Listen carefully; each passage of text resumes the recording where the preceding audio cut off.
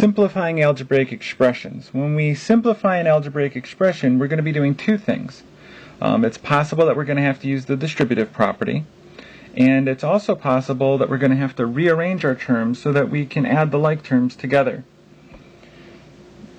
It's often helpful, if we're going to be doing this, to change our subtraction to addition to the opposite. So I will basically always do it unless the expression is incredibly simple. If I can simplify the expression in one step, then I may not have to change my subtraction to addition to the opposite. But the vast majority of the time I do.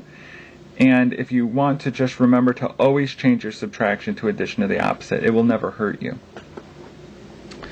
So in this first problem, I've got negative 5 times negative x plus 9 and then minus 8.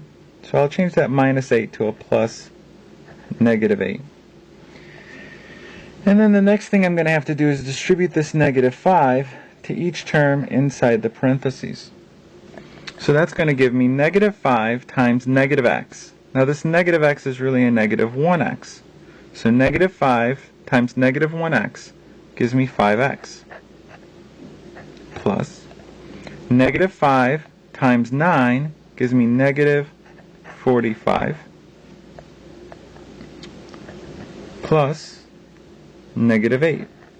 Now notice that I did not distribute the negative 5 to the negative 8 because that negative 8 is not inside the parentheses. The only two terms in the parentheses are the negative 1x plus 9, and I only distribute to what's inside the parentheses. So the next step is to combine our like terms, and our like terms are already next to one another. So I'm going to get 5x plus, and now we need to add negative 45 plus negative 8. They're like terms, so we're going to add and keep the sign. So let's see here. We're going to get 45 plus 8. That's going to give us 53, and then we'll make it negative. This plus negative here, we want to change that back to subtraction. So we'll say 5x minus 53. And we're done. In number 2, where it says 9x plus 9x minus 1, this is an instance where we probably don't want to change the subtraction to addition of the opposite, because the only thing we can really do with this expression is combine the x terms. So we don't really need to mess with the minus 1. So we've got 9x plus 9x, which is 18x, minus 1.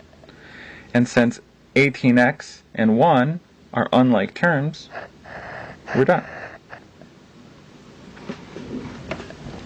In number 3, I've got negative x plus 5 minus 4x minus 7. And I'd like to rearrange this expression so that the x terms are next to one another and the constant terms are next to one another. But I can't rearrange subtraction. So I'm going to have to change my subtraction to addition of the opposite. So minus 4x becomes plus negative 4x, and minus 7 becomes plus negative 7. Now I can rewrite this as negative x plus negative 4x plus 5 plus negative 7. And I want to remember that this negative x is really a negative 1x. So now I can combine my like terms. Negative 1x plus negative 4x. They're the same sign, so I add and keep the sign. 1 plus 4 is 5, and make it negative. So that's negative 5x plus 5 plus negative 7. Those are different signs, so I'm going to subtract and keep the sign of the number with the larger magnitude.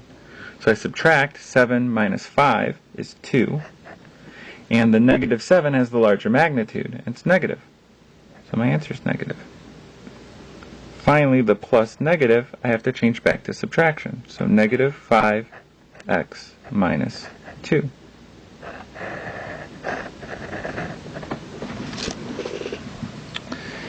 In number 4, I've got some distribution to do. So this says negative 5 times x plus 7 minus x.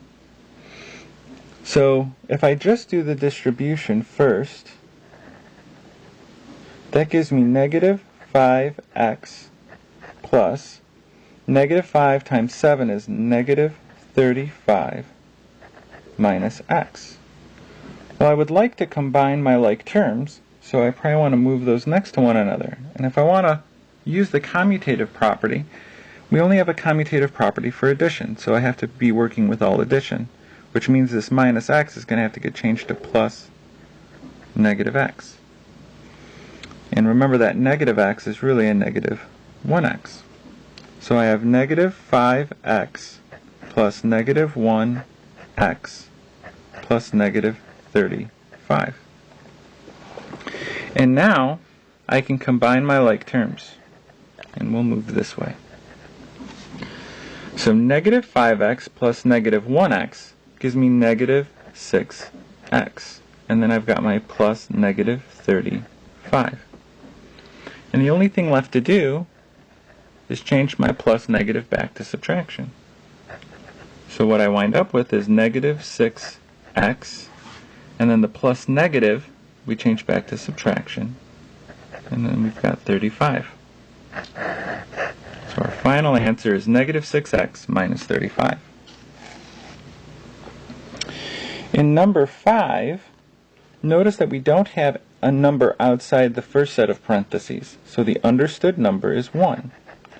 The reason that the understood number is 1, remember, is that if we multiply 1 times 5, we still get 5. If we have 1 times negative 7, we still get negative 7. So multiplying by 1 never changes anything. So when we see the number 2, it's assumed that there's a multiplication of 1 in front of it, because 1 times 2 is 2. Multiplication by 1 doesn't change anything. So we can distribute a 1 to get rid of the parentheses. Well, 1 times 4x is 4x, plus 1 times 3 is 3, plus. Now notice that there's nothing outside the second set of parentheses, so we can put a 1 and distribute. So 1 times negative 6x is negative 6x, plus 1 times 1 is 1. Now what I'd like to do is rearrange this expression so that the like terms are next to one another. So let's start with the x terms. We've got 4x plus, and then we've also got this negative 6x plus. Now I've got 3 plus 1. And now I can combine my like terms. So 4x plus negative 6x. Well, if I'm just looking at the coefficients right now, 4 plus negative 6, they're different signs, so I subtract. 6 minus 4 is 2. And then I keep the sign of the number with the larger magnitude. Negative 6 has a larger magnitude, and it's negative. So our answer is negative. So we get negative 2x plus 3 plus 1 is 4. Notice that this is plus a positive, not plus a negative, so we don't have to change anything back. So we're done. Our answer is negative 2x plus 4.